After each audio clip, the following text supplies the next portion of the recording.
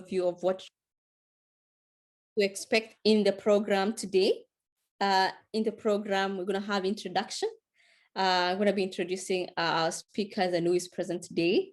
And then after that, we're going to listen to the keynote speaker. She has a very nice message to share with us today, and we hope we're going to learn from her. And then after that, we're going to have the breakout rooms, where now we will go to the different teams. We want to learn from each other. The main objective is to learn from each other. You never know. Maybe your partner is here and you didn't know. So anything can happen. Next, we're going to have a question and answer session, where now each one of us will come to the main room towards the end and just have a brainstorming of how the event has been and what you've learned, and just also asking our guest speakers at the end, in general, what, in the different fields now. And then at the end, we will do networking. If you want to share your card, normally these days, the good thing is that we have an e-card, so you can share your e-card and then we can proceed. So at the introduction, I would like to recognize the presence of the president of Alumni Network, Ms. I also like to recognize the presence of our very own Dr. Jacobs-Abbey. Thank you, it's a pleasure to have you here. I also like to recognize our guest speakers and the keynote speaker. Our guest speakers, Arthur, we have Yawo, we also have Lillian, Aaron, and myself here. And our keynote speaker will be Kim Lamontagne. Their bio will be read at the time designated. Thank you, everyone. And before further ado, I would like to share with you what has been happening. Girls Institute as a whole, and just an introduction of what we do and what we provide as an institution. I'm going to share my screen. You need to inspire and motivate individuals you do not have direct contact with every day. You're no longer the salesperson, the marketer, or the finance person. You're actually the orchestrator of the whole thing. As you advance in your career and start leading a division, department, or organization, you must adapt your leadership style. You need to know how to communicate purpose and vision so that your organization feels empowered to execute that vision, outperform the competition, and prepare for the future. Executive Strategic Leadership Masterclass aims to influence the mindset of people to achieve their goals in leadership. It is an online course that equips experienced team leaders with the skills, strategies, and tools to guide their organizations effectively. This masterclass program is developed and taught by the Jacobs-Abbey Global Institute for Leadership Studies and is designed for existing leaders and fresh in the arena leaders, aimed at filling the gaps in strategic leadership as growing, developing, and equipping leaders to have self-value that translates to value. As a leader, I am a collaborator and a mentor to different people. I need to delegate tasks and responsibilities to different people to showcase their God-given gifts and talents. Also, I was reminded I am a custodian of the temporal and spiritual goods of the church. I should be prepared to be accountable to my congregation, and I will be held responsible and accountable in the daily running of the affairs of the church. And inequalities and marginalization of the most vulnerable in our societies, especially women and girls, are on the rise. Sadly, most of our school systems are no longer the cradles of innovation, of knowledge, of value systems and excellence. Hence, they have now produced leaders which are increasingly incapable of making the strategic decisions necessary to build a more peaceful and inclusive world. As you leave your institution of learning, please remember that it is only the beginning of your life's journey. So what I did when I left school, I drew a mission statement. It will be very important for you to draw a mission statement so that you are focused. Why? Because life is very short. Just the other day I was 40 years old and I'm 71 today. So if you don't stay on your lane, and if you don't stay the course and you don't stay focused, you will just be scattered, you jump around, and at the end of the day you find you wasted a whole lifetime. Secondly, I would like to inform you that life is a journey indeed. So it's not so much the destination to me that matters. It is what happened on the way to your destination that will shape you into the type of human being you shall be. That he who never was, unless when he sees the footprint of others, will never make a discovery. When you are a human rights activist and a practitioner, you are in to make a difference. You must see beyond what others are seeing, and you must go beyond what others are doing. You must be willing to die for the values and the ideals that you believe in as a human rights practitioner. If you are able to do that, you will become a change agent. When I think of you as the future leaders, I know you're walking into a world that has many, many issues, from racism to poverty to war to climate crisis, and yet all of this is resolvable. It's up to you. And how do we do that? We care beyond our own personal self. We care for others. We do what we can, the best we can. And so when I think of you as executive leaders, what does that mean? How will you be good in the world? How will you be a good leader? And what I've learned in my years of walking forward is that you, in a way, design your own path. You move forward with conviction, with harmlessness, with meaning good in the world, and you do what you can. If you apply to your own work, you will come away from this course with a clear understanding of your leadership style and how to prepare for the next phase of your leadership journey. We hope you will join us in Organizational Leadership, hosted by Jacobs-Abbey Global Institute for Leadership Studies.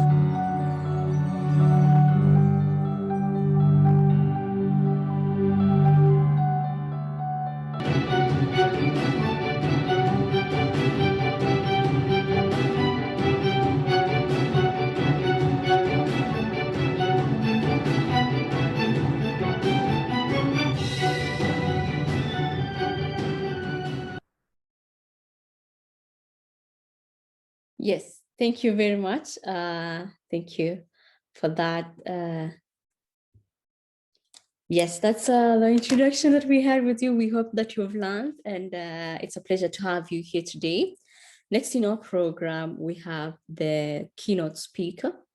The keynote speaker will share with us what she has prepared for us. And before she does that, I would like to invite her and introduce her to you. Our keynote speaker is Kim Lamontagne, MBA. She's going to be talking about the 4 pillars of creating a mentally healthy workplace culture. Her objective today is to share her life experience to bring human connection to mental health. She's going to show us also a review of statistics of unaddressed mental health, discuss the power of peer support and decreasing stigma. And then, as leaders today in this forum, she's going to tell us how to identify 3 things you can do to create a sustainable work environment. But the question is, who is she? Who is our guest speaker? Kim is the president and the CEO of Kim Lamontagne LCC. It's a corporate mental health trainer. She's also an international speaker, author. Kim is also the valedictorian of Jacobs-Abbey Global Institute for Leadership Studies, Executive Strategic Leadership Masterclass 2022. And what was the journey like? Kim was a top performing corporate who suffered in silence in the workplace with depression, anxiety, alcohol, misuse, and intense suicidal thoughts. She feared judgment, retribution, job loss, and damaging her professional integrity. If she spoke openly and acknowledged that she needed help, and as a result, she almost lost her life. At 13 years sober and healthy, she shares her journey and what she has learned to teach leaders how to shift the culture and normalize the conversation about mental health in the workplace.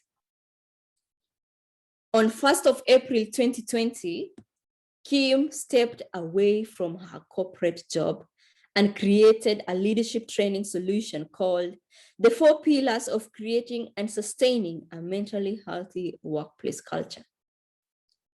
The 4 Pillars teaches leaders in all industries. Today, we are all industries represented.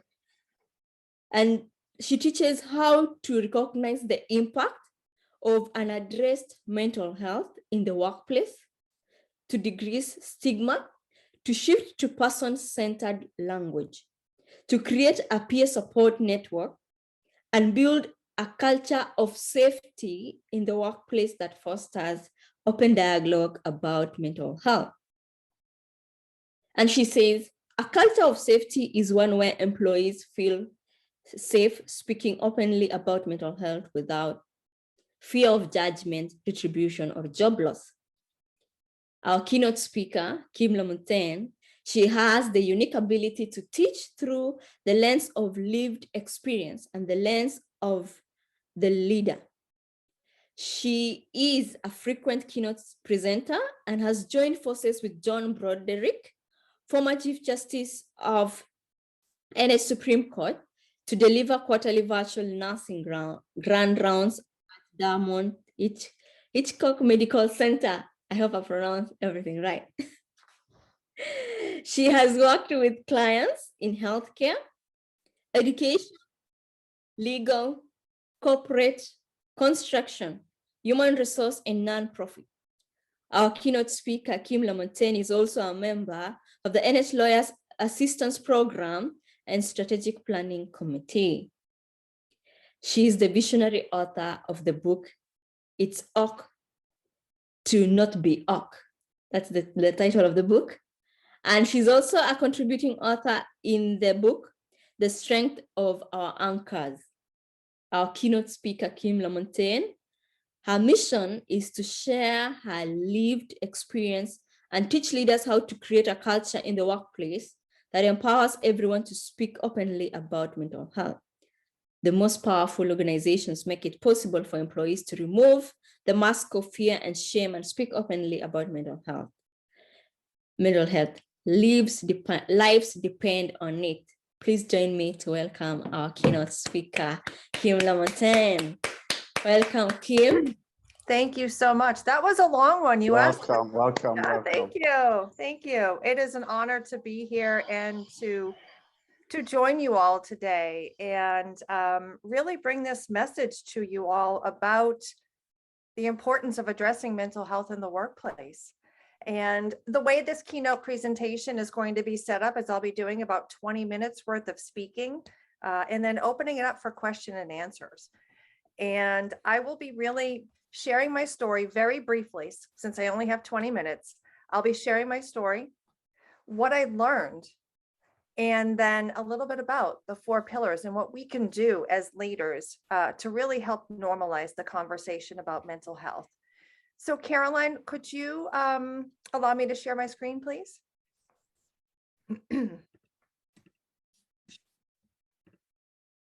I will request the co-host to enable. Okay. Thank you. Sure. Okay, there it is. Okay, can everyone see my screen? Okay, perfect. So the title of this presentation is the title of my training. It's the 4 pillars of creating and sustaining a mentally healthy workplace culture. And the 4 pillars are to recognize, share, change, and create. And I'll tell you what those are after I share a little bit about my story. So on your screen right there, those are 3 versions of me. On the left-hand side, that's me in 2009. And I was just newly sober. I had just stopped alcohol. But on that left-hand picture, I was also a top performing corporate executive. It's the worst picture I could find. It's my passport photo, but I was a top performing corporate executive who on paper every day looked like a superhuman being. I was the person who coached people, who led people, who mentored others, the person who was always number 1, 2, or 3 on the sales leaderboard. But I was also that same person who consumed 7, 8, 9 glasses of wine every single night. And I was also the person who every night would experience blackouts and then hangovers the following day. But I kept it a secret because I was too ashamed to tell anyone what was really truly going on behind all of that high performance.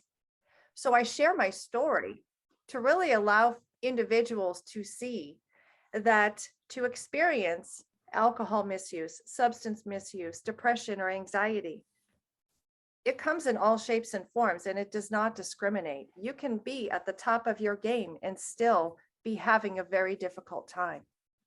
I won Director's Choice Awards several times throughout my career. And every single time I would go out with my team at a corporate sales meeting, and I was always the person who had too much to drink and would wake up the next day not remembering anything.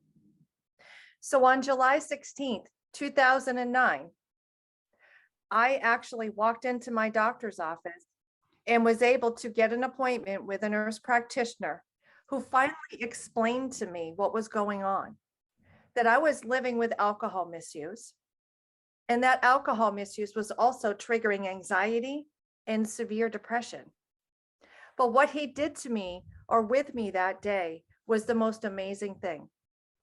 When he saw me, after I acknowledged what I was experiencing, and he saw the amount of guilt and shame and unworthiness that I was experiencing as a result of being an alcoholic, which I no longer use that word, and I'll tell you why in this training. He looked me straight in the eyes and he did this. He said, "Kim, I am going to help you, and we are going to do it together." So this Saturday is my 13-year anniversary of sobriety. But thank you. I will tell you, there's so much more that goes along with my story, but in the interest of time, I want you all to look at that photo in the middle. And I want you to see if you can spot anything out of the ordinary in that photo. Because that photo was taken in 2013, 4 years into my sobriety journey. 4 years into that journey, my mental health was completely out of control. The nurse practitioner who I was being treated by left the practice. So I had a new doctor I was working with, and I did not have a great relationship with that person. So I neglected my mental health, and things started to change for me. My depression was off the charts. Every single day, I was thinking about how to die by suicide. I was begging to be taken off of this planet because I could no longer handle the pain of what was going on behind the scenes. And that photo in the middle was my photo that was my Office 365 profile back in 2013, because my vice president asked us all to put a professional picture up. That day was the most intense day of suicidal thoughts that I've ever had in my entire life. So I want you to look at that photo. No one picked up on what was behind those eyes and that smile until 2016, when a very vigilant leader saw that I was displaying subtle signs that something just wasn't right. She hopped on a plane from New Jersey to Boston, Massachusetts, and had the I shared everything with her that day, that I was, at that point, I was 7 years sober. I told her I'm very depressed. I'm afraid to go out. I'm afraid to talk to people, yet I'm in a national sales account manager role, and I'm pushing through it. And when she heard everything that was going on, she looked at me and said, how have you been operating as my top performer with all of these things going on? And I said, it's simple. Two things: fear and shame of being seen as weak. So that photo on the right is me in 2019. I could go on and on with my story, but what I really wanted to share with you is some of the things that I've learned. Number one, my story is not unique. I have spoken to a group of senior vice presidents. I did this in 2018, and I shared my story in front of 150 senior vice presidents about the alcohol, the depression, the anxiety. 13 senior vice presidents at that one conference approached me and acknowledged that they are just like me. What is unique is that I'm willing to speak openly about the things that I used to be ashamed about, to really pave the way for others to feel safe enough to speak openly too. The second thing I've learned, and I hear this every day, employees who are living with mental illness very rarely feel like their place of employment is a place of safety to talk about mental health. Employees tell me every day that they would thrive if they were in a safer environment where open dialogue about mental health is acknowledged. The other thing I've learned is that employees are afraid to ask for help because they fear judgment, retribution, and job loss. I had a pediatrician. He's a medical doctor, pediatric doctor. He heard my keynote speech at a recovery conference last month and approached me after that speech and said, I'm 5 years sober. I am a doctor. I am too ashamed to tell anyone that I'm sober. There's a real problem in specific professions, and also sometimes males don't speak about it as much as females, but I'm here to really tell you, as leaders, as employees, and as people, this illness does not discriminate, and that there's still a lot of stigma surrounding this illness. And employees are really still afraid to come to you and ask for help, because stigma and discrimination thrives on lack of knowledge and understanding. And then the last thing is that what I've really learned is that leaders have the power to transform the workplace culture.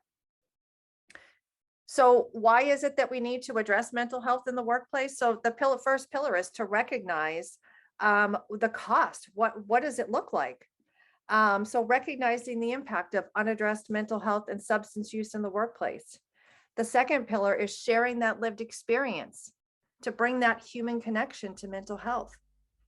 The third pillar is to change the perception by decreasing stigma. And then the fourth pillar is to really create that culture where everyone feels safe speaking openly. So here are just some basic reasons why we all need to pay attention to mental health in the workplace, because 1 in 5 people, that's 20% of your employees, will experience at least one mental health episode in your lifetime or their lifetime. 8 in 10 people feel that shame, stigma, and fear of ramifications are reasons why they don't speak about it.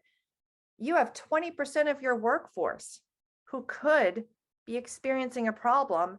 And if the large majority of them are too afraid to come forward, you don't have the ability, the knowledge to help them. Mental illness is more common than cancer, diabetes, and heart disease combined. We speak openly about cancer, diabetes, and heart disease and acknowledge it when someone is living with those illnesses. But we have a very tough time talking about mental illness, and it's more prevalent than all of them. And then the last statistic, there's so many, but these are some of the important ones. 75% of medium to large organizations offer an employee assistance program to help their employees with issues around mental health, around financial issues, all of these things. But the national usage rate is to only 3 to 5%. And the biggest barrier for usage of the employee assistance program is shame. The other thing I wanted to tell you about quickly is presenteeism. If you are not familiar with this and you're in a leadership role, you have to be familiar with this. It is basically when an employee is at work, but not fully functioning because of illness, injury, or other condition. They're present. So they're checking off the box and showing up to work, but they're not fully functioning. And I know, even though I was a top performer, I still experienced presenteeism. Now think of this. Absent workers, cost employers about $150 billion per year. In terms of presenteeism, it's 10 times costlier than absenteeism because it is very unclear to what level the employee is suffering. If they're absent from work, it's very obvious, but if they're present and they're just there in body, but not in mind, it's very difficult to identify. And then what happens is the employee can experience decreased concentration, engagement, productivity, bad interactions with employees, customers, coworkers, accidents, errors. It all goes down the bottom line. I wanted to make sure I brought that up to you. So the problem that we really focus on in the workplace is that, again, often employees fear speaking openly about their mental health because they don't want to be judged. They don't want to damage their professional integrity, which was my problem. I was so afraid that people were going to think I was this weak imposter. That was the problem I held on to for such a long time.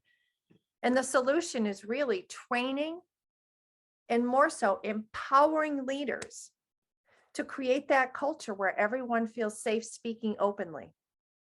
Now, leaders, they don't have to be counselors. That's not the point. But the point is that the leader is closest to the employee and has the distinct and honorable ability to be able to start a conversation with someone in a safe way, open that dialogue, and then crosswalk them to the professional counseling that they so desperately need. So how do we create that safe workplace culture? One of the biggest things that we have to do is we need to look at language. And I really kind of went back and forth as to what piece of my training I wanted to focus on. And I really feel that language is one of the top 3 things that you can shift in your workplace to immediately decrease stigma. So on your screen right there are very stigmatizing, discriminatory words. Addict, lunatic, nuts, junkie, on or off the wagon, alcoholic. Remember, I said I don't call myself an alcoholic anymore. All of these words here are covered in shame. Going postal, frequent flyer for a lot of doctors and nurses see drug-seeking patients as frequent flyers. Committed suicide. That's another stigmatizing phrase, because if someone dies of a heart attack, they're dying of the final symptom of their disease. So they're dying of a heart attack. If someone dies by suicide, which is the correct term versus committed suicide. So if someone dies by suicide, that's their final symptom of their mental illness. So I bring all these words up here and I want to just quickly go through. If you are in an office and there's 5 of you around a water cooler, because 1 in 5 can potentially be living with a mental health condition. And I'm going to give you an example of 2 different conversations. The first conversation could go like this. And you might be a leader who's in this conversation. The conversation could go like, did you hear about our colleague Joe? I had no idea he was an alcoholic, but I heard that he drank so much this weekend, he got into an accident, flipped his car, hurt someone, and now they took him off to the psych ward and they're going to put him in a loony bin and put him through rehab. I had no idea he was an alcoholic and even a junkie too. And you know what?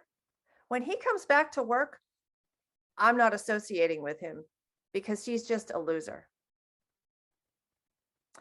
If I was one of the 1 in 5 who was in that conversation and desperately wanted to ask for help, I would never. But if I were in a conversation in a healthy, safe workplace culture, it would look more like this. I had no idea that our colleague was experiencing alcohol misuse. I didn't know.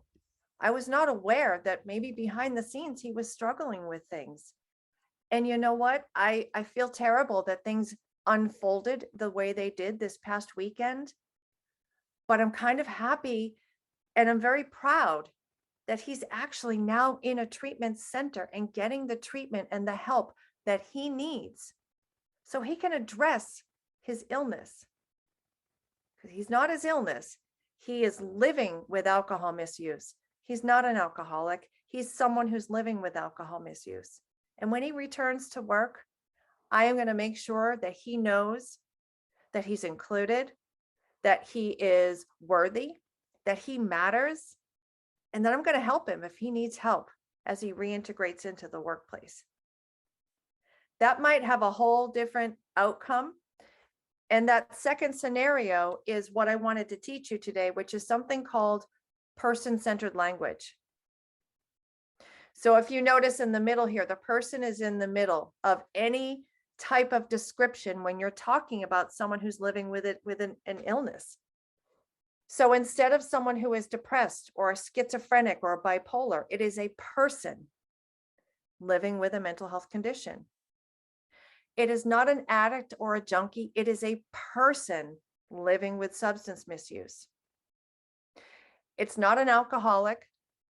It's a person living with alcohol misuse, a person living with bipolar, a person who is in recovery, a person with the lived experience.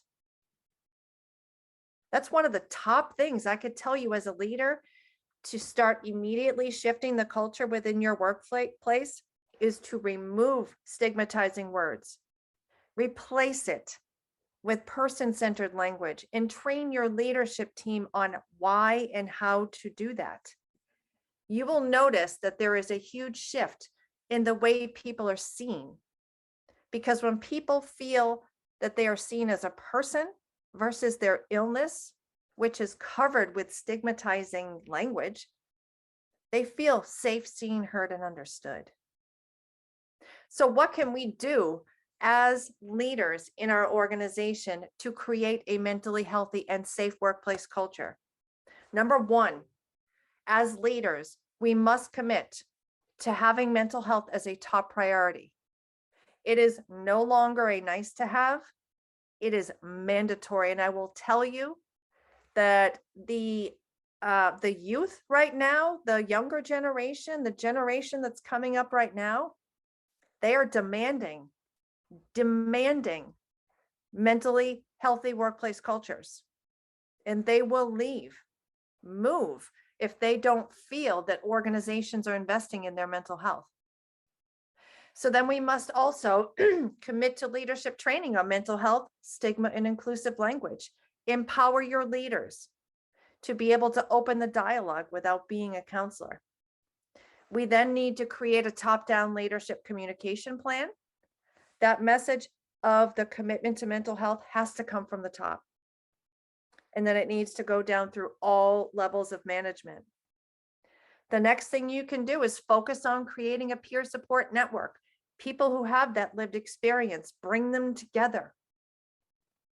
And then form that peer support network where the lived experience can help save lives. Because when you know that you're not alone, believe me, it's a wonderful thing when you realize you're not the only person going through this. The next thing you can do is decrease stigma, and you can do that by shifting to that person-centered language. And then lastly, when we do all of these things that are listed, you will create a workplace culture where everyone feels safe speaking openly about mental health, because a leading edge organization, from what I am seeing, has a safe workplace culture that actually empowers employees to come forward and say, I'm not okay and I need help. And that is critical in the workplace today. So I'm trying to keep on time, on schedule. This is all of my contact information. I would be more than happy to open it up now for any questions, but that's all my contact information here. If you have questions about my story and the lived experience, I didn't go very deep. I'm always an open book. You can always ask questions about that, or any questions about any of the information that I just presented. But from the recruitment and retention piece, mental health has to be included within the fibers, the mission and the vision of your organization. Because if your employees are not physically and mentally healthy, it's going to affect your bottom line, but most importantly, the most valuable resources within your organization, which are the people in your organization. So thank you. Thank you so much, Ms. Kim. Thank you. That was incredible. Welcome. I could speak more, but I'm trying to stay within the time frame. Carolyn, just FYI, you are muted. Yes. Okay. Just in time. Thank you so much. Very powerful keynote speech there. Thank you so much. And everyone, also the audience, thank you for listening in. And now if you have any questions, any comments, any discussions for Kim, please feel free to raise your hand and I will usher you in to speak. I will actually go. So thank you so much again, Ms. Kim, for this wonderful presentation and keynote speech. So as you were speaking, I think I put in the chat too, many thoughts were coming in my head about this stuff because, you know, we don't create enough and like we don't create an environment where, like you said, it's welcoming of people that have, because there are a lot of people that are functional with their mental health, just like a person might have cancer and might be able to go to work and function because they had chemo or whatever it is, and they'd be able to function. Is the same thing with people that are suffering from mental health issues. And because of the big stigma, it's really one of those that we push people away versus embracing them. Because when you look at a person that has diabetes or something like that, we tend to embrace them more than we do with a person that has, you know, any mental health issue or anything like that. And I think about, like, even culturally, because most of us are from Africa. So I originally I'm from Ghana, and I know in Ghana, for example, like in the Chi language, there is no word for depression, for example. And so you don't necessarily embrace the fact that someone has depression. And so if a person is misusing alcohol, it could be that it's stemming from the fact that they are significantly depressed. But when the culture doesn't have the language for depression and they're in the workplace, for example, that is completely overlooked. So I'm very excited that you brought this up because, you know, we need to kind of be mindful as leaders and as bosses and stuff like that to really look at the different mannerisms and ways that people present at work and be able to kind of, you know, seek them out, because it's really hard for a person, just given all the stigma around mental health, for a person to come forth and say, hey, I have depression, or I'm depressed about this, or I have issues going on at home that is causing X, Y, and Z, you know, because if someone is having a big issue in their marriage, for example, they might develop some anxiety. And so how does that anxiety affect productivity at work? So I think it's really, really important that, you know, we look at this, even as we have come to a job fair, and as leaders, we really need to be mindful of these things, because absolutely it does affect. And I think one of the best things that you had said too is rephrasing, is that we have to be mindful of rephrasing, and instead of using language that kind of is defeating for the individual, it should be kind of like, you know, just like a person has diabetes, that type of thing. So it could be, like you had said, is a person that is suffering from alcohol misuse versus they're an alcoholic, because that is just a different presentation, right? When you say that, and it lands differently for the person, and one is inviting and the other one is a push away. So I think it's very important that, so I'll stop talking here because I can go on and on. Thank you. Oh, well, thank you for sharing that. And actually, while you were talking, I went through and I pulled up another slide. You're still able to see my screen, correct? Yes. Okay. So this is Yes. part of my training too, but I only had so much time, so I couldn't include all my slides, but I'll show you here. You're talking about, signs and symptoms. And let me just go through this real quick. You're seeing a lot of signs and symptoms here up on the screen: withdrawn, sad, aggressive, isolated, mood swings, poor sleep habits. Many times people believe that you have to be severely withdrawn to be depressed. You have to be severely isolated. You have to have like a lot of these things on the screen. Well, I will tell you that in my case, for me, these are my symptoms. I withdrew and only spoke when necessary in the workplace. So I didn't isolate heavily. I didn't withdraw heavily, but I withdrew slightly. That was a sign that nobody picked up. I performed in a more isolated capacity without asking for help. That was a sign. I stopped coming up with my out-of-the-box ideas. I was known for out-of-the-box ideas, and they just all of a sudden stopped and no one picked up on it. I rescheduled or canceled meetings when my anxiety was too high.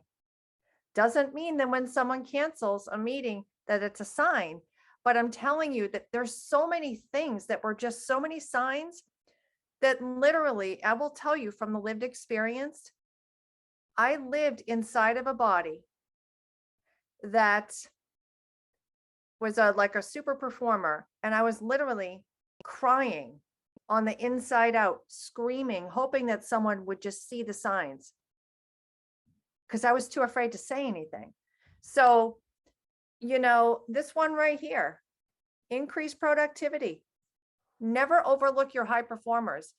If you see someone's performing on paper consistently, that's awesome. They're affecting your bottom line. They're doing all the right things. But have you ever looked at what's behind the performance?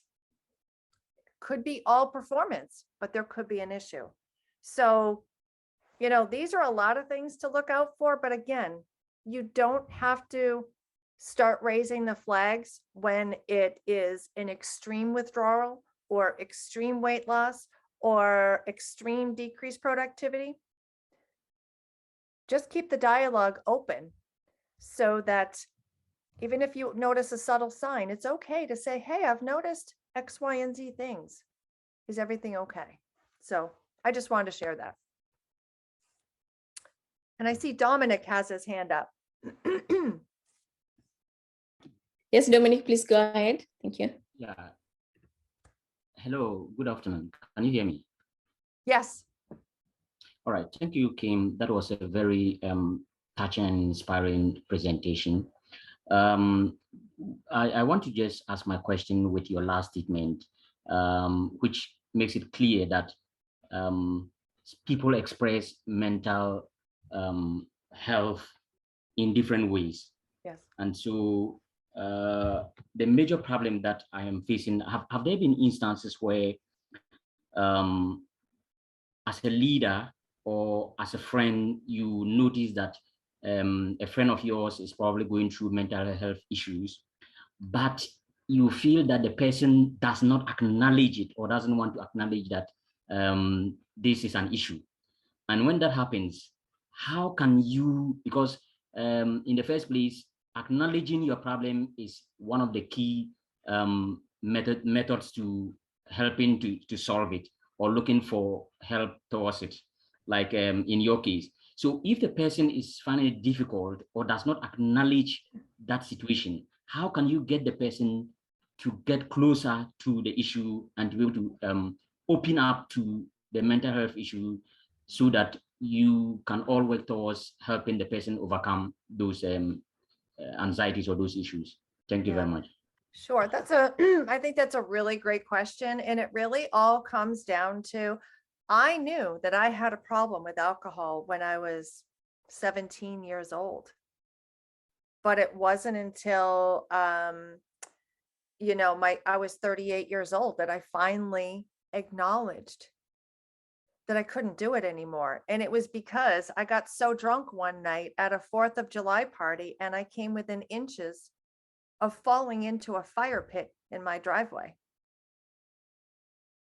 So, and my husband told me about it the next day when I woke up, and I had no recollection. Now, prior to that, my husband at the time had told me that he was concerned about my drinking.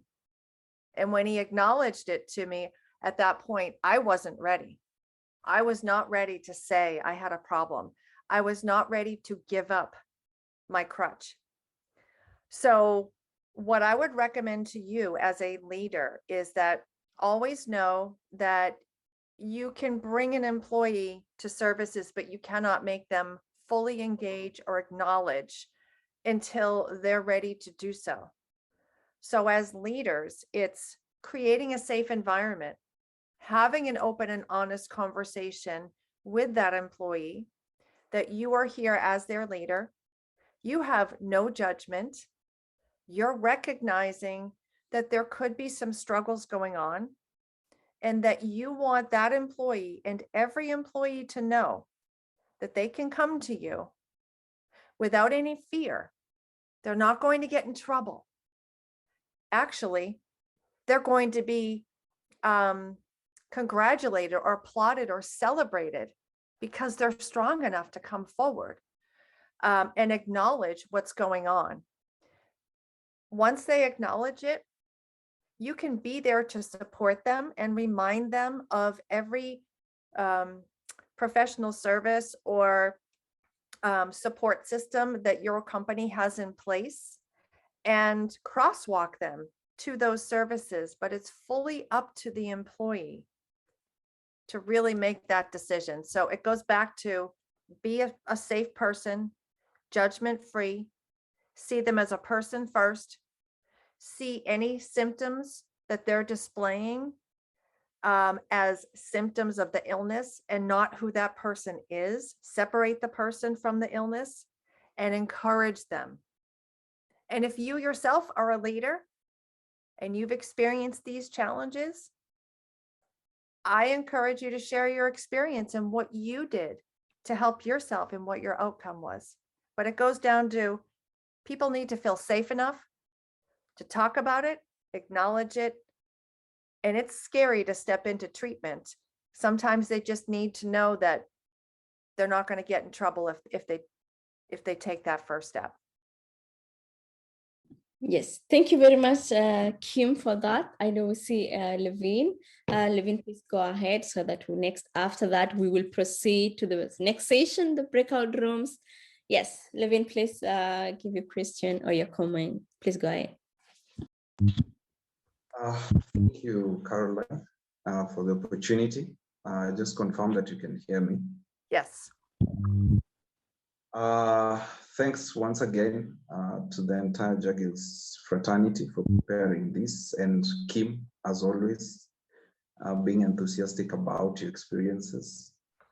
And I'm very glad that you've shared this, and I've heard it from more of from your point of view in terms of presenting to an organization, because I know we've engaged, but I've never had this presentation in this manner. And it opened up a lot of thoughts in my head. And I have been part of organizations. I've worked for organizations, and I know that especially in Kenya, this is a real thing. And it may not necessarily be out of drug abuse or alcohol abuse as such, but there are so many other factors that also come into play. And they are greatly enhanced by the way organizations are structured and how operations are carried out within that organization. And I know you've spoken about something in line with creating a safe environment. And I realized that out of your presentation, you've inclined mostly on your experience, which means that we are looking at a curative or more of a corrective angle. But my question is, how can we then transition so that we don't wait to help one who's gone down, but how can we create a safe environment to make sure that we have lesser cases of people transitioning into such state of mental illness, either mostly because of the workplaces, because we know that workplaces also have a very big contribution So in terms of helping organizations and just building onto your 4 pillars, how can we then be able to transition from a responsive strategy into a preventive strategy, and then just be able to look at the whole spectrum, not just in terms of substance abuse per se, but there are other issues, career aspirations, career progressions. There are so many issues that I could mention. I'm sure you're very aware of them, but maybe touch on it, because I feel that this is a very, very, very timely topic. It's a very ripe topic. It's a topic for the season, and we need to push it more aggressively across very many countries and across very many sectors. To you. Yes, thank you, Levin, and great feedback and question. And it really it comes down to empowering the leaders to understand that they have the ability to open up that dialogue and change someone's life. When I do training with corporations, I put all of those students through a pre-assessment. And one of the questions, actually a couple of questions, do you feel safe speaking about your own mental health in the workplace? And many leaders don't. And they tell me why. I'm afraid of losing my job. I'm afraid of being passed over for a promotion. I'm afraid of being seen as weak. Leaders themselves are afraid to talk about it. I just did a pre-assessment. I'm training a group of 38 principals at a school district here in the United States. I'm training them on Friday. And I just went through their pre-assessment, and 84% of those school principals said that they do not know if their own employees feel safe speaking openly about mental health.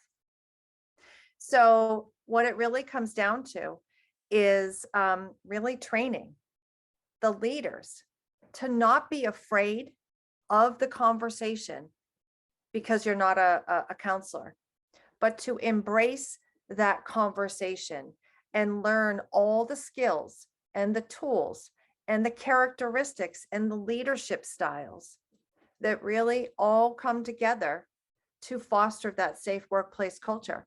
It's not a flip the switch and your culture is changed.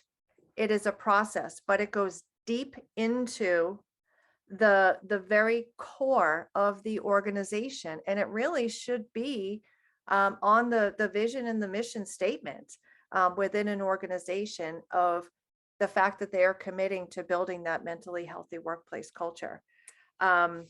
So it's about, that's really the biggest step is, again, empowering, teaching leaders what mental health is, what it isn't, what substance use is, what it isn't. And then basically teach them the steps of how to open the dialogue. What does the dialogue sound like? What happens if the dialogue doesn't go the way you want? But what I'm seeing right now is that many times leaders are avoiding the conversation altogether because they don't know what to say. And I train leaders to feel empowered to have that conversation. And that's really, I think, the biggest piece right now is that if your leaders don't feel prepared to help you, how can they? And if employees are too afraid to ask for help, leaders are not able to provide accommodations like they would for someone who has a broken leg. So it's really, I know I'm kind of including a lot of pieces in this answer, but it all comes down to that people need to feel safe. They need to feel seen, heard, and understood. And they need to know that their leaders are investing in them and really trying to build that culture where if you have a broken leg, it's okay. If you're having a breakdown, mental health breakdown, it's okay. If you're having a marital problem, it's okay. We can talk about these things. That's really where the magic happens, is when people feel safe in an organization. Thank you so much, Kim, our keynote speaker. Thank you so much. Very powerful starting there. Next, we're going to go into our breakout rooms. In our breakout rooms, we have 5 breakout rooms. in these breakout rooms, we want us to interact in this job fair. In the fields that you are in, share ideas. We have our guest speakers who are going to be telling you how they're doing it, and then also discuss together. We have the moderators also present. In our breakout rooms, we have in the social empowerment, I'm just going to read out who to expect in the social empowerment breakout room number 1. We had Robert, but Robert is not going to be in, unfortunately. In breakout room number 1 under engineering and built environment, Caroline will be speaking about innovation. How do you innovate to the market, and how do you get a product to the market? That's what she's going to be talking about. We also have breakout number 2 under social empowerment. Aaron Neil Lamontagne is going to be sharing with you how to do youth development and development management. In breakout number 3, we have market and finance. We have Yawo Apelete.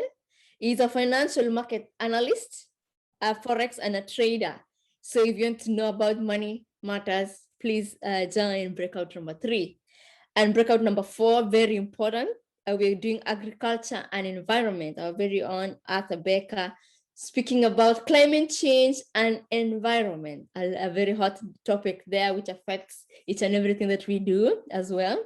And lastly, it's good to abide by the law. We're going to have Lillian Gige Wangeshi speaking about advocacy under the legal orientation in breakout room number 5.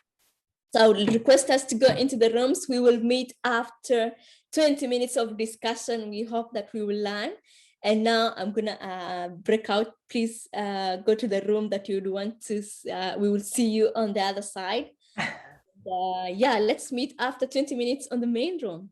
Yeah. Yes. The breakout rooms now are in progress, so you can go to the room of your desire. If you have any challenges, please speak up. Yes. I'm having challenges. Where do I go to?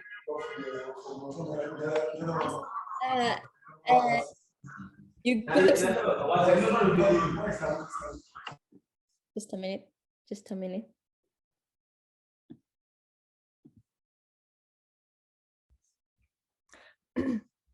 Also, Caroline, I'm not seeing the social empowerment one.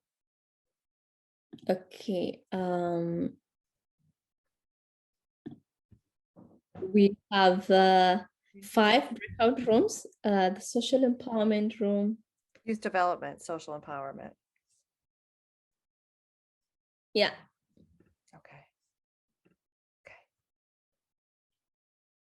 I see Yawa is already in the room. Agriculture, Arthur is already in the room. Legal orientation, Lillian is already in the room. Hello.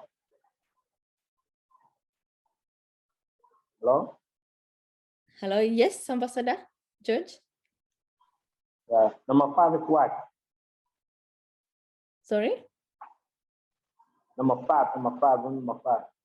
Room number 5. Okay, I'm gonna assign. Alma, are you able to assign on your end? I can. Yes. Is that where people? Yeah.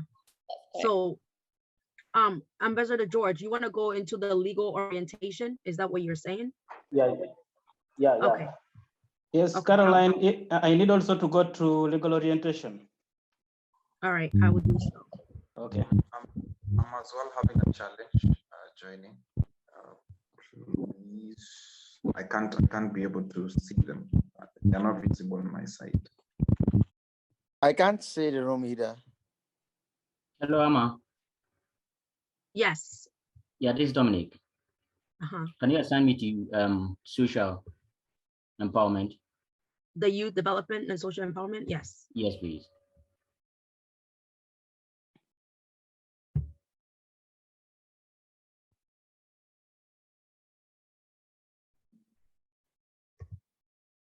Oh, may I confirm whether I've been assigned? Okay. Yes, I assigned you.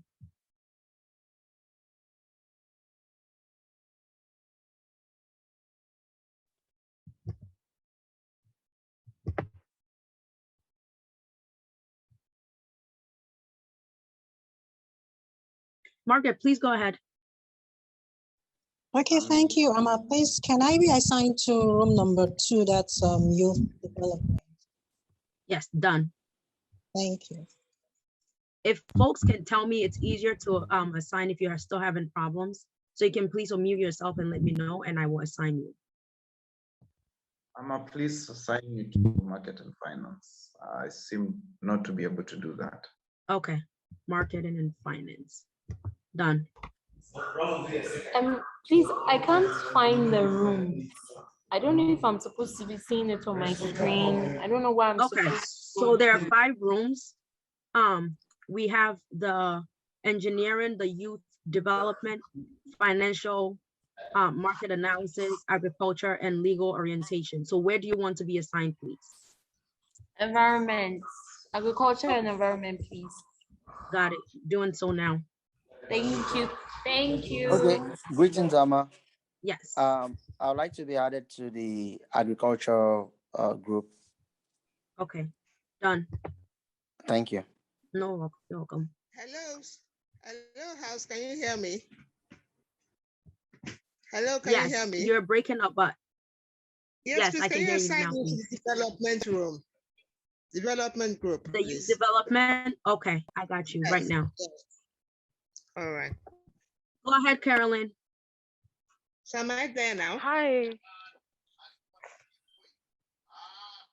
Hi. Carolyn in Jeru. Yes. I seem to have been misplaced, or did you mention something about a Caroline speaking up for innovation? When you're signing the room, the breakout room. Where do you want to be placed, please?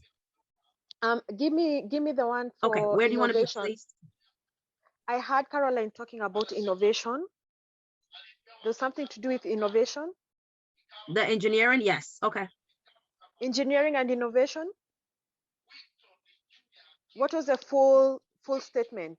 The full name. Innovation and product design and engineering. Oh. Yes. So. Okay. And yes, you I assigned you there. And you said something about a Caroline speaking up. Was it you or me? Because I seem to see 2 Carolines. I had something like that. Yeah. Maybe you can clarify that for me. Yeah, Caroline under innovation, speaking about innovation and product design. Is this Caroline? Yeah. So you? Yes, if you want to join, you will meet me on the other side. No. It's okay. It's fine. Thank you. Okay. Thank you for the clarification. Yes. Okay, please, do you have a preference for a room? Yes, I think we are expecting you in the legal team, in the legal department. I'm gonna assign you one. Yeah, thank you. Hi, Clement. Yes, are you able to find a room? We're all brought back earlier than we anticipated it to be. Yes, I don't know if we had wrapped up. Had we? In our rooms, because we were still talking. It was hot. Yeah. We were still talking. We're gonna open up the rooms again. I hope that people are able to just rejoin, but we do have a hard stop at 1:20, so we still have a few minutes. So I'll open up the rooms again. It's 1:11 now, so we have about 9 minutes. Okay, good. Thank you. No problem. So, can everybody see their rooms? No. No. Can you see? No. Okay. It's not up. Which one were you in, please? The social development group. Okay.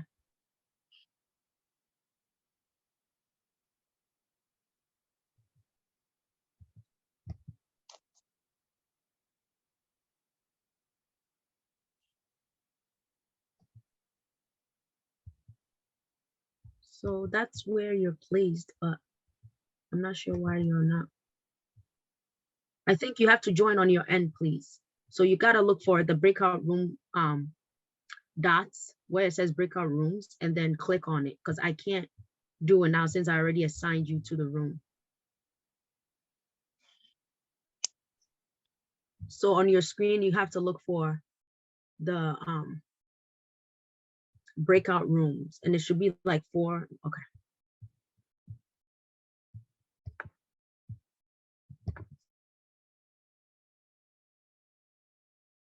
Thank you, Miss. Thank you so much. Yes, that's it, Caroline. So learn to love and solve contradiction. That's how you innovate. Okay, Caroline, thank you. Yes. Yeah, thank you so much. I will give you my contacts so that we can meet after. I'm going to be sharing my contacts after, also in the brochure. Find it. Oh yeah, for the certificate and everything?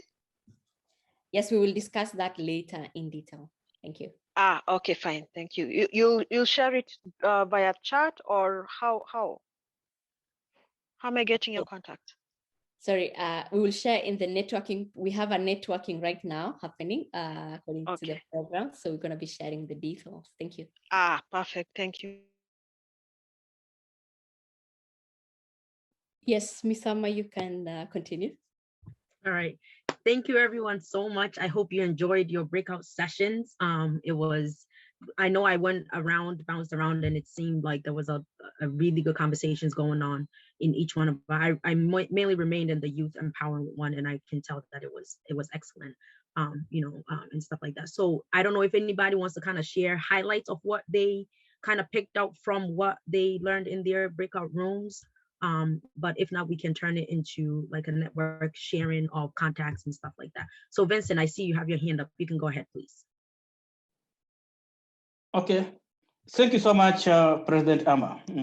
Yeah, for us under the legal orientation, we had a very good discussion, and what we had so far observed in both sectors, maybe either in public service, those working in the private sector, and also in the non-profit, that it is good to always orient the staff and all the members in the company about the legal frameworks of the company and also the legal frameworks of the country, because we observed that there are 2 categories of the legal frameworks. We have the internal legal frameworks, and then we have the external legal frameworks. All of them we need to combine to achieve better results in our organizations. For instance, under the internal legal frameworks, we have the policies that pertain to organizations. For instance, we may have the finance policies, the anti-corruption policies, the gender policies within the organizations. So it is always important to acquaint the staff, the employees to understand better those policies in their operations. Then also, we understood that there are also external policies that also pertain to the organizations or the companies. So like you may find that in countries, you find that there are legal frameworks that pertain the companies, like maybe the Company Act, and then we have like maybe the Non-Government Organizations Act, the Anti-Money Laundering Act. So all such external legal frameworks pertaining to the organization. So there is need to always acquaint the staff within the organization to understand such policies, such legal frameworks at the beginning of the programs of the organizations, at the recruitment level of, once the staff is recruited, they need also to understand that, yeah, this is what you're supposed to observe, this is what you're supposed to abide to, such that we achieve better results for our organizations without also antagonizing with like maybe the government institutions. That is what we agreed as the legal orientation group. Thank you.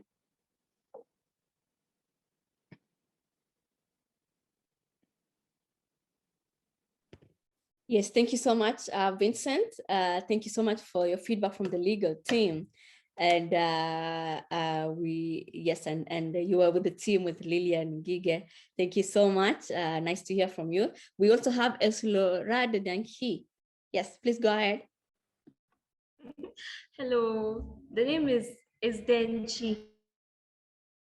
Sorry about that. It's not Danki. Yeah, and so our room was agriculture and environment. where we basically talked about the Sustainable Development Goals, specifically the second one, the fifth one, the sixth. We all know the Sustainable Development Goals. Okay, let me just go through. With the second development goal, we have zero hunger. Zero hunger, yes. The fifth goal speaks about gender equality. The sixth goal covers clean water and sanitation. The seventh one says affordable and clean energy. The 11th one talks about sustainable cities and communities. The 13th one talks about climate action. 14 talks about life below water, and the 15 talks about life on land. So in relation to our environment, we have to have passion for what we do. We need to be passionate about our environment. We need to have a sense of humanity, about biodiversity, and climate is changing. Climate is forever changing. There are times where now, when there are supposed to be rains, there are no rains. When there are not supposed to be rains, there are rains. So we realize that a lot is going on in the environment. So now we need to find more sustainable ways to ensure that the environment is protected. Yes. Thank you very much. Yes, we need to protect the environment that we live in. It's our responsibility. Thank you very much. Any other question before I would like to... Yes. Yes. Anybody else before I invite our guests to give us a parting shot, and then we can do networking. Our guest speakers be ready to give us 1 minute parting shot to everyone in summary, and then we will be going to networking, and then we can close. Any other comment, any question? I'm going to check in this chat.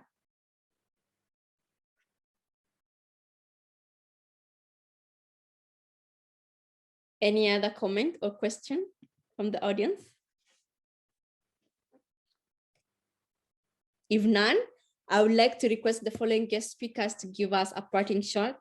We will start with Aaron Lamontagne, who was a guest speaker in youth development and development management. Please go ahead, Aaron.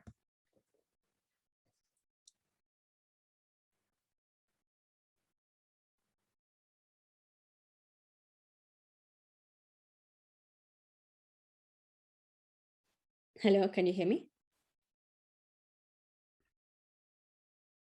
Yes, we can hear you, Caroline. Yes. Aaron, under social empowerment, please give us your parting shot. Oh, okay. So yes, basically what we discussed as a team was to look at social empowerment, what it means, and how we can relate that to youth development work. And from the perspective of different team members, we realized that social empowerment basically talks about providing tools, resources, and the necessary mechanisms and policies to ensure that young people have the opportunity to be part of their development agenda and part of the decision-making process. So it's not just we developing the policy and imposing them and assume that they are young people, they don't have ideas, blah, blah, blah. So we create a platform where they can be part of the process of development. That's number one. Number two, social empowerment also look at it from different perspectives. You can empower them individually. They can be empowered community-wise. They can also be empowered from the organization point of view, and they can also be empowered as a nation through policies. So we look at it from different perspectives. Now, we also address some of the challenges and strategies that social empowerment, we can utilize social empowerment approaches. For instance, strategies, some of them spoke about capacity building, where Chichi shared how in Nigeria they use capacity building to train, the trainer of training concept, where they train one young person and the person goes to a community to train others, which is very good because it's a sustainable plan. Even when you're not there, the young people can take over and still implement the ideas. So it's a very good one. I think one of our colleagues also spoke about the fact that in Curious Minds, they put young people at the board as part of the decision so that they will also bring their inputs and they build capacity from there. And I also raised the issue of the fact that in terms of policies, we should develop a framework where young people will build their capacity at a very tender age. By the time they are ready to go into work, they already have an experience, so that they will not use this idea of, oh, we need 5 years experience, we need 10 years experience for you to get a job. So, Right. and I give example of myself when I was in uni. I started volunteering early. So by the time I finished uni, I already had experience in my field. So it was easy for me to get, some organization to work with. So that's kind of things we shared from different perspectives. Right. Thank you. You so much. Thank you so much, Aaron, for that. So volunteer, begin early so that you can be able to venture into that direction. Next, we're gonna hear a parting shot from Arthur Becker, who is in the field of climate change and environment. Arthur, give us a parting shot as we end towards the end. Yes, thank you. Thank you so much, Caroline. And thanks to the organizers of this career fair. I think it was quite interesting to have all of us gather here this afternoon, wherever in the world you are, afternoon, morning, evening, or whatever the time is. And I had a very nice and great conversation with colleagues in my room.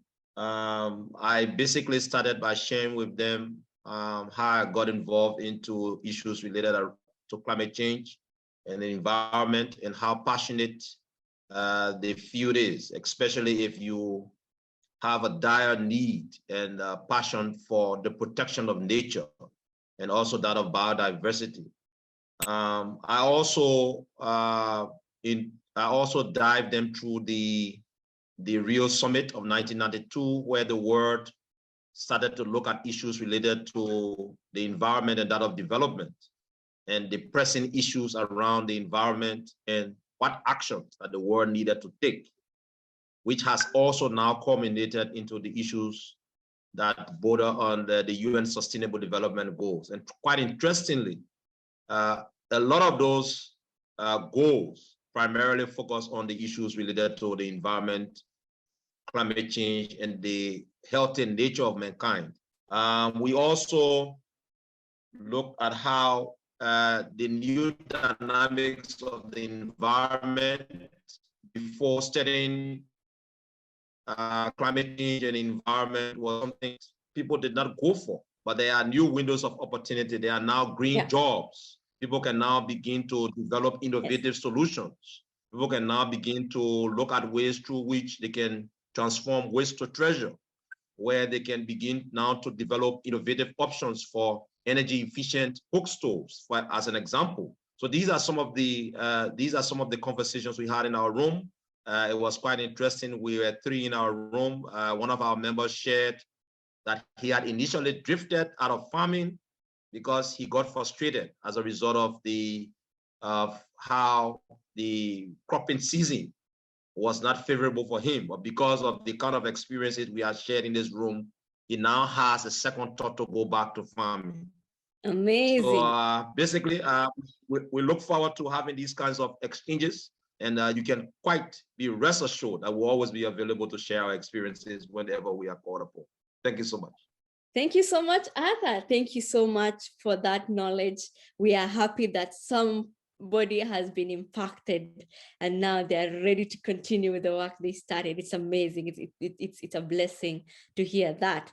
Next, we have Mr. Yawo Apelete. He's a financial markets analyst, expert, forex, and trader.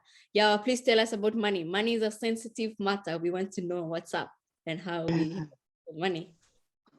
Thank you very much, Caroline. I really appreciate the opportunity given to me to have a little sharing with my friends and colleagues here. Our sharing was, I couldn't end due to we couldn't end well because when we joined back later, we couldn't finish the second session because of some technical challenges I was having at my end. But first of all, it was good to know that we were 2 in my room, and it was good to know that my friend living from Kenya has a little knowledge in the financial market. And so that was a good opportunity to give much explanation about what we do as financial market experts and analysts, and how we use our various technical analysis and fundamentals as well to be able to predict the next move of the market and take advantage of it. These days, we are going through a tremendous financial crash. And this is very global. When you get to the market, you see that all the market are crashing. And those days, one of the most important thing the investors do is that when we are in a financial crash, they quickly move to start investing in gold and other things. Can you please hear me? Yes, it was a little bit rough, but I think it's clear now. Just go ahead. Okay, thank you. Thank you. So I was saying that those days when we have situations like this, where the whole financial market is crashing, the financial assets are crashing, most of the investors go to gold, they invest in gold and the other thing. But the funny part of it is that recently we were doing some analysis on the gold, and the gold too is crashing. Now the question is, where are investors going, right? Now, the good question is on the financial market, whether the market is going up and down, the good opportunity or the good news is that we make money at both sides.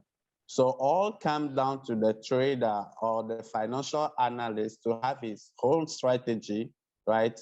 To be just able to predict correctly whether the market is going up and down, for him to be able to take whatever he wants to take out of the market. Now, those days, the financial market has been something that has was only for the big banks, the central banks, the commercial banks, the big businessmen. But good news is that since 1996, due to the revolution of the internet, the opportunity is given to anyone to be able to get into the financial market and to be able to take their share out of it, right?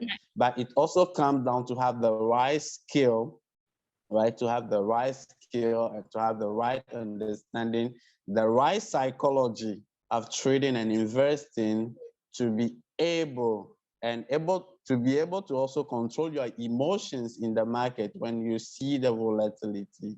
And that's one of the things a lot of people are running away of the market because it's too volatile. But as a trader, for us, we want the volatility. It's the volatility that makes the money. And at the same time, it's the volatility that takes away the money. So that's the very important point. There is much opportunities for the young people today. We are talking about job fair, right? And in as much that we are looking for a job to be able to make some money, it is very important for us as well to be able to see how we are going to use that money that we are making. And this is where investing comes in. And because you cannot work your whole life, it is very important for you to have a proper planning for the money you make. And as you spend, you also invest in your future. And no one has an excuse, right, when it's come to investing. Yes, and in today's date, with your smartphone and internet, you have access to invest. Thank you very much, Caroline. Thank you so much. Thank you so much. So we will be wrapping up very fast. So we will be wrapping up now. One last one, Lillian, one parting shot, and then we will close immediately because after that, yes, 1 minute or exactly 1 minute, Lillian, and then we wrap up and finalize. Okay, thank you. On our room, it was on legal orientation. And to wrap up, the more we said, for employees and organization, it's important to do orientation for the new employments. And also it's good to do orientations when there's new policies in organizations so that everyone to be at the same page. Yeah. Thank you so much. The subject. Yeah. Thank you. Thank you so much, Lillian. From Innovation Center side, do not be afraid of contradictions and think beyond the market. Do not be afraid of contradictions when you are innovating. So when you face contradictions in your value propositions of your services and products, do not be afraid and solve the problem. So that's how you innovate. So don't shy away from what you see. And that's a parting shot for me. And I would like to say thank you so much, everybody, at this point. I know we are 10 minutes after the meeting. Thank you, it means a lot. And we hope that we will be able to provide other job fairs at a larger scale. Thank you so much for being here today, everyone. Thank you, Kim. Thank you, guest speakers. Thank you, Madam President, for supporting this. Thank you, guest speakers, and the audience as well, and the volunteering teams of the Executive Council, all the members. Thank you so much. And thank you, Dr. Jacobs, for the platform to do this. Thank you, everyone. And one last thing, I just want to say that we are open to ideas of how we can make this better.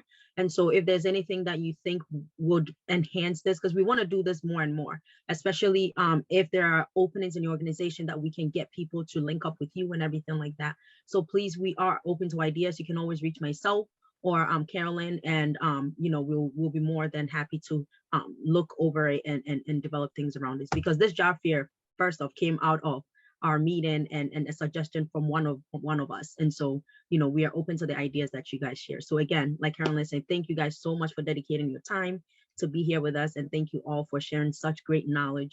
I really, really enjoyed this time and space with you all. So thank you and have a great day, everyone. Thank you. Thank you. Thank you for the opportunity. Thank you. Have a nice Caroline, can you share your contacts with me, please? Yes, sharing right now on the screen, just remain. Yeah.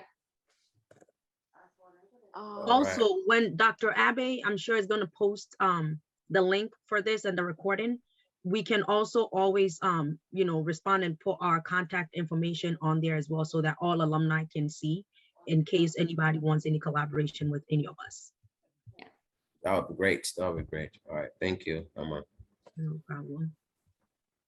All right. Well, have a great day, everyone. You too. Thank you. Bye-bye. Thank you.